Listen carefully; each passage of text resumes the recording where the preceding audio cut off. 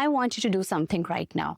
Open your phone, like seriously do it, and go to your Instagram saved folder because you thought, okay, I'm going to go back to it later. But the truth is, it never happened. You know what? I do the same exercise every week, and I can tell you, I found 452 saved files. Yeah, the saved reels and shorts and YouTube videos. I could not tell you what was in a single one of them. I have no idea. Here's the thing that made me feel genuinely stupid about it. I did it intentionally. I put the effort to save those files.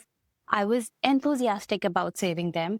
And every single one of those was a moment where I thought I was investing in myself, because that is the reason we do all of this. And the truth is, I was not investing in myself. I was just collecting souvenirs for no reason. And today's video is all about that. We will identify how to remember everything, whatever you learn, instead of saving it and going back to it later. So in this video, I want to do two things, only two things.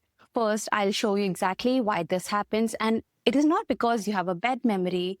It is actually biology, and there is a name for what you're doing.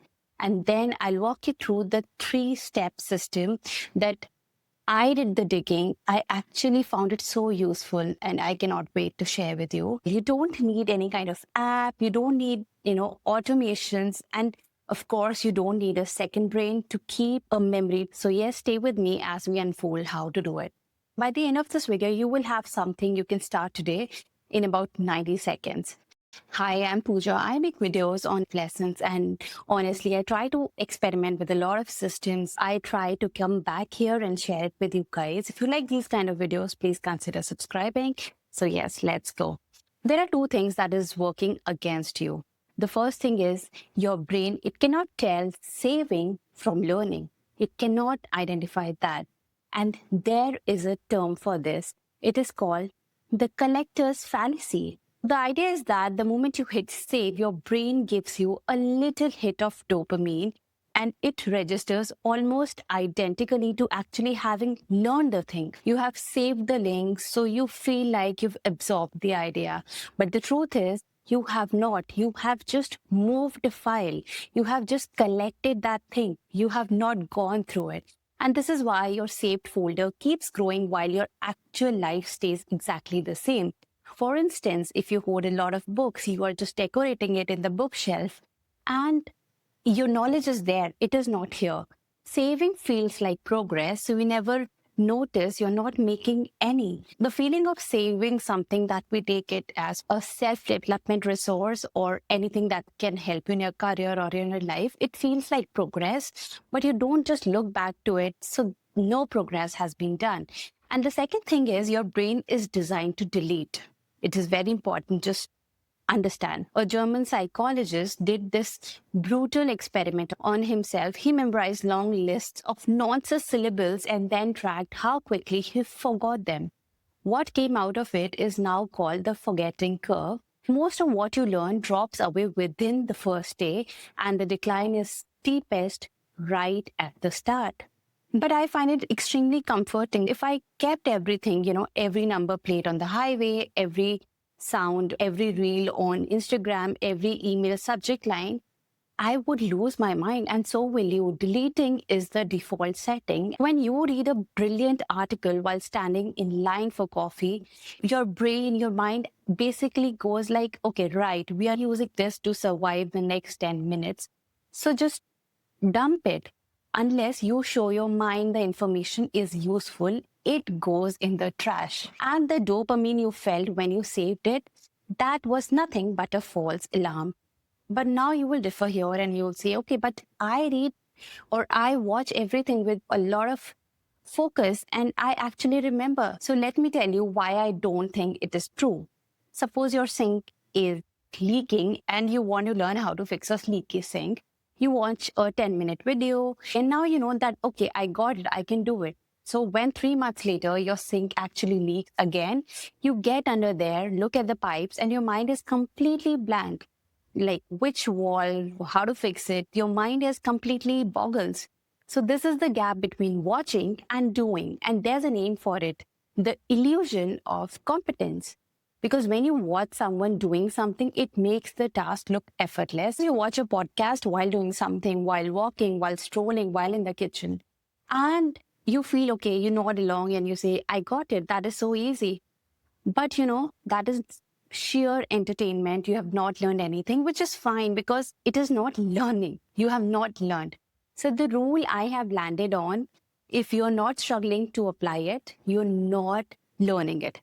Suppose I am in a problem. I am doing my coding and I don't know how to go from 0 to 1. I saw a video and then I will apply it. That is learning because I have applied it there.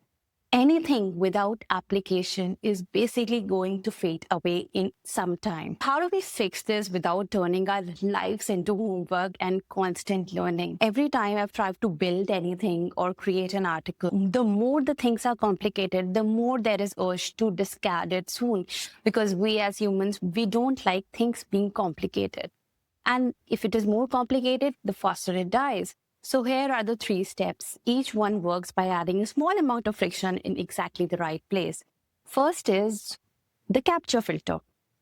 The rule here is simple. You're not allowed to save anything unless you can write one sentence in your own words. Pretty easy, right? You need to understand that whatever you're learning, even if it is a podcast, a YouTube video, a course, why it matters to you, you need to write it. And you don't have to write a big paragraph, just one sentence. If you can't write it, you don't save it. If there is no need, why would you do it? Why it works. Saving it as a zero effort action, which is precisely why it doesn't stick.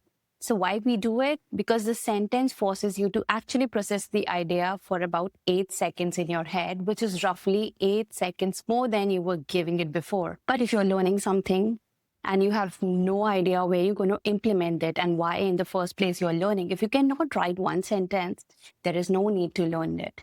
Honestly, in my life, genuinely, about 80% of the time, I was not able to finish the sentence that why I am absorbing it, why I am reading that book or that podcast, which tells you how much of what I was saving was never worth saving. Second is the analog sandbox. So here, you don't need anything. You just need one notebook. You don't need anything color-coded or any system. So when you're working on something, you try to think on paper. And I have done a video on this. You can watch it in my previous videos. So why it works? Because there are 2 reasons. One is that handwriting is slow. We write slowly. You can't write as fast as you think, as you're forced to compress. And the second is it is physical. So when your idea goes into physical library, the idea stops being a link and it becomes a thing you made. There is research on longhand versus laptop note-taking suggesting handwriting leads to better conceptual understanding, though I would say the more reliable argument is just the speed. It is slow and slow is the point. So you just try to make it ugly, whatever you're doing it, just take notes, do all the dashes, arrow, long sentences, half sentences, things crossed out. And because it is not a bullet journal, you are actually trying to learn something and implement it. What is the immediate project rule? Don't learn something unless you have somewhere to put it this week. Make it a point. This is something that does most of the heavy lifting because it solves the biology problem directly. Understand, if you read a book on investing, but you have nothing to invest, you will forget the whole book. If you want to learn how to build a website, don't read 3 books on coding first. Build a genuinely terrible website today and look things up as you hit walls. So read things for fun. Absolutely. Just read anything, fiction or anything for fun. But just stop pretending that reading it is going to change your life if you're never going to do anything with it. So knowledge, if not applied, is just waste. So here is something I really want you to do. Whatever you learn, go to your saved folder, pick one thing, read it properly, write down one sentence about what you actually learned, then delete the bookmark. So this way you are actually not putting 100 of things in your saved folder with the trauma that you're going to go and read it later. And this exercise is so simple because you can actually walk through to what you have saved And here, what you're trying to do is you're not fixing 412 of them, like those saved folders. You are proving it to yourself that the loop can close. And if this video landed to you and you got to learn a bit of it, just comment down. I would be more than happy to make more such videos for you. And yes, just comment and like. It will help the algorithm. See you in my next. Bye-bye.